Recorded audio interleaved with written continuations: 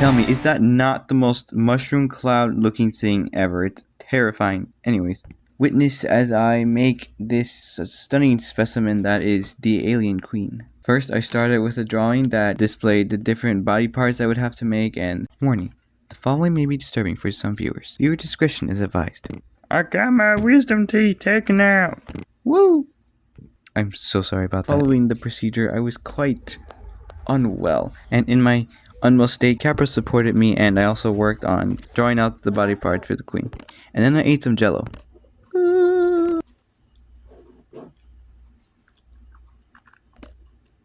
And then I took a picture of the grocery list for my mom. And then I drew out the body parts and the patterns for every single piece that I would be cutting out. And a diagram as well that shows where each piece goes.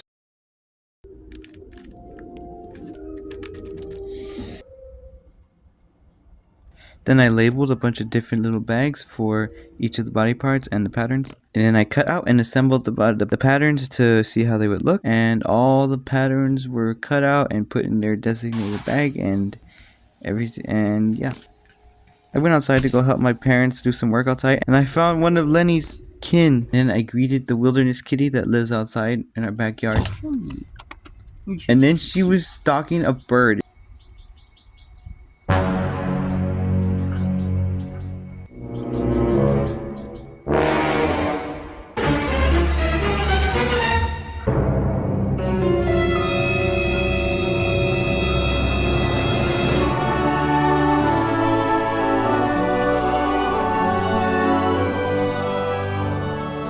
Now putting together this video, I am very unaware of how much time passed in between each scene, clip, part, portion. And so I'm just going to say sometime later, I indulged in some IHOP coffee that was after going to the DMV and having to leave, not DMV, DPS, and having to leave because apparently you have to make an appointment now. I didn't know that, but I've never done this before, so. I got my permit. I'm happy. And then afterwards on the drive home, my parents were giving me some advice that for some reason was making me make faces like this.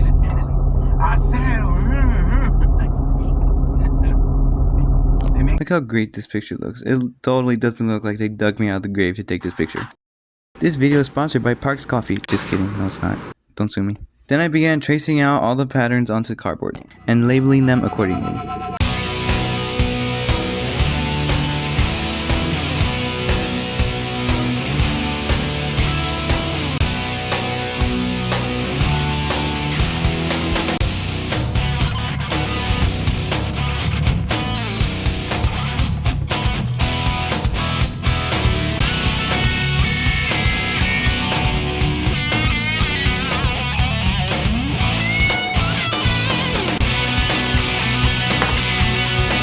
Let me just take a moment to acknowledge that my quote-unquote X-Acto knife is a blade inside of hemostats. Anyways, after all the patterns were traced out, I began cutting out all the pieces.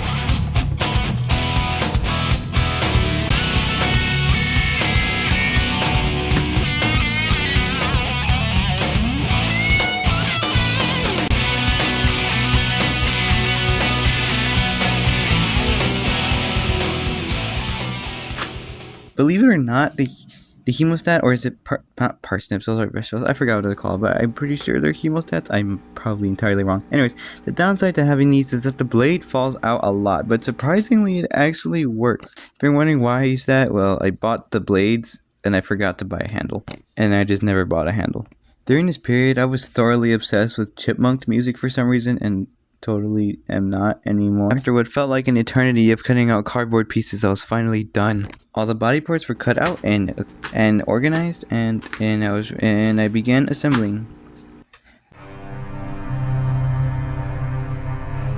I hope you quickly forget how this head looks and don't grow too attached to it because it's going to change later.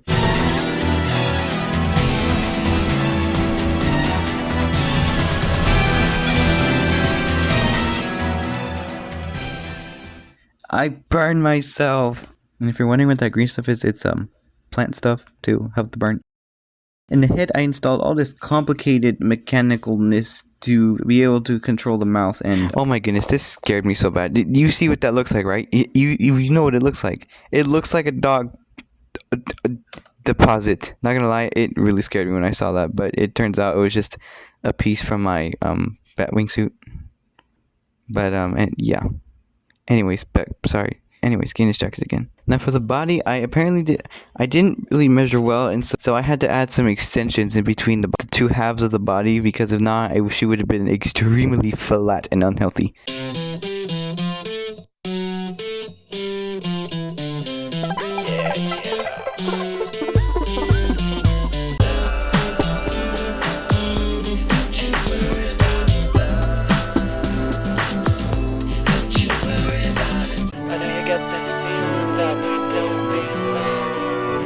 For the joints, I cut out pieces of fabric and I glued those into the body part, into the arm pieces, the limb pieces. Then I made the control rods for the arms and glued them into the arm pieces.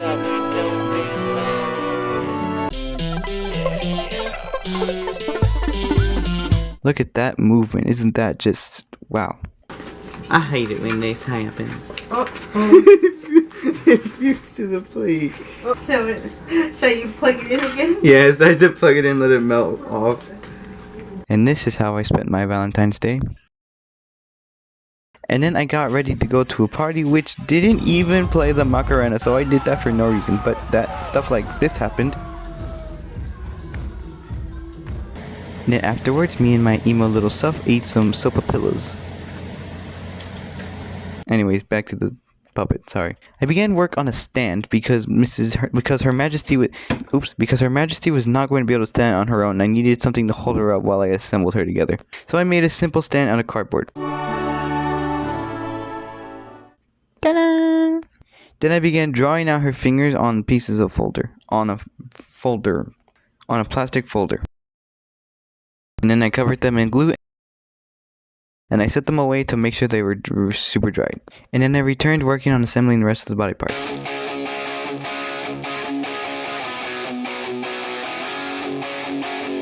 And then I did my laundry and returned. Guys, my glue gun's trying to run away. I think I need to pay it more.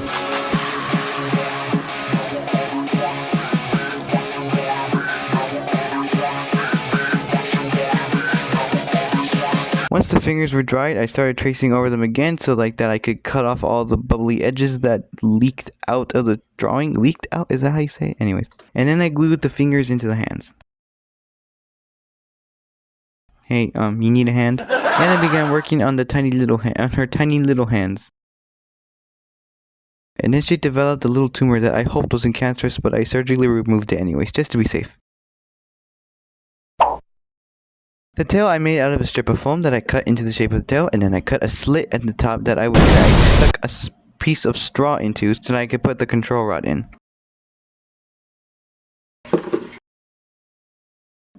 And the queen was fully assembled in her cardboard self. And then I had to do this.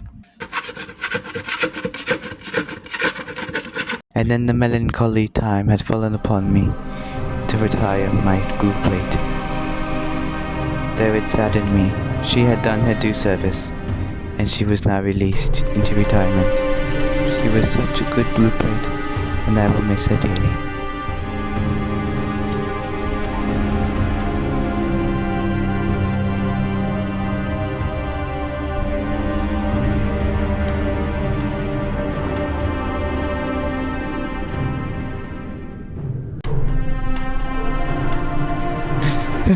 Then I made some little platforms for her feet, so that I could put the control rods in between. And wow, look at that.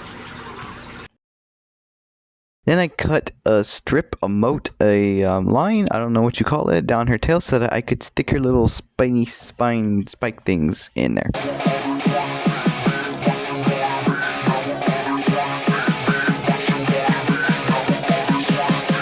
And then I drew out the pattern for her tail sword thing, whatever that is. And after cutting it out, I tested it and measured it to make sure it looked good, and it did. And then I traced out and cut out another piece. And then I set off to make more little spines.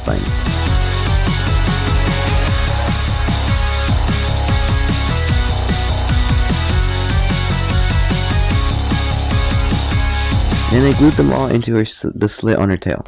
By the way, if my voice sounds drastically different than it did a few seconds ago, it's because I'm recording the second half of my voiceovers and I'm so congested right now, and I just honestly, send help, please. And then I started adding these pieces onto her tail.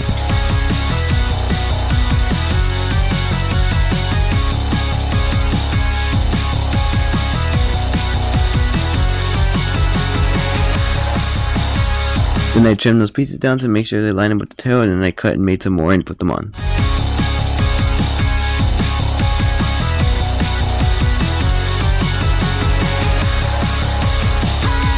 This thing got her foot stuck in her own shirt, and you know, I won't go further. You know what? I choose kindness today. I won't go further. In the process of making this thing, I realized that this does not look like this. So I had to change it. So I started by first decrowning her. They ask you how you are, and you just have to say that you're fine when you're not really. Then I got to reenact the French Revolution and cut off a monarch's head. Then I cut out the new pattern for her head, transferred those to cardboard, and then cut them out. And then I added a rubber band to her mouth, and then I just repeated the same process for making her crown and cut out all the pieces from the original pattern. My goodness, what a mess. And then, ta-da, I added some details with some glue, and I curved the crown this time, unlike last time, and it was done. Then using hot glue, I cut out her teeth.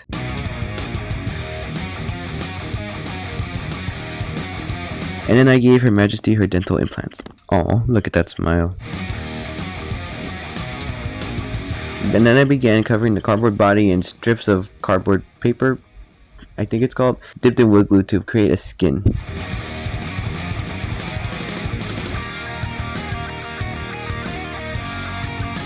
And then I cut up some zip ties and I used them to make those really long spines things on her back.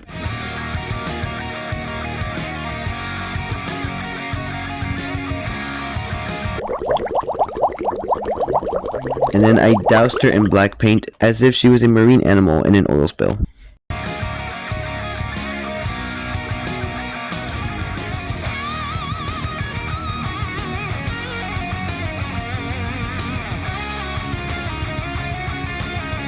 And then I was unsatisfied with the shape of her face, so I decided to give her a nose job.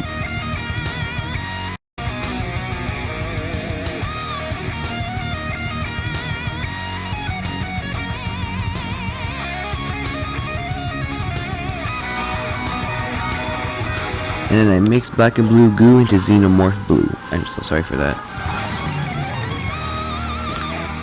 And then I painted on details using the blue paint.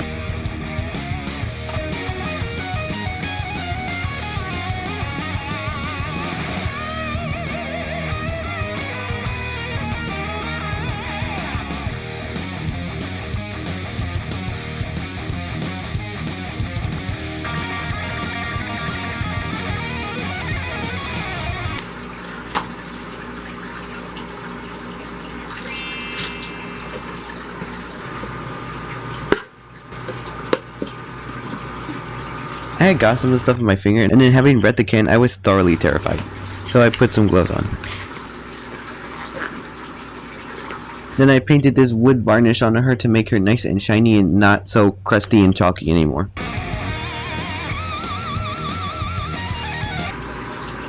Then I measured and cut her control rods.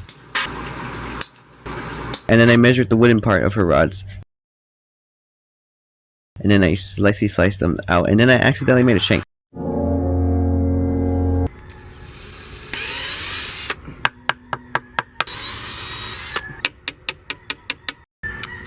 Okay then, so that happened. Now that the handles were done, I sanded them down, and then I began preparing the epoxy glue that I would use to put the rods in.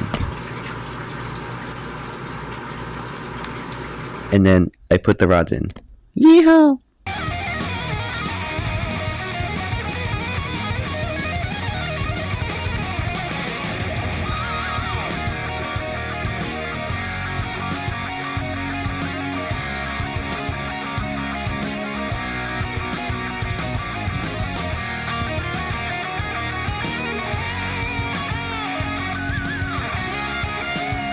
And then at last, I was finally done.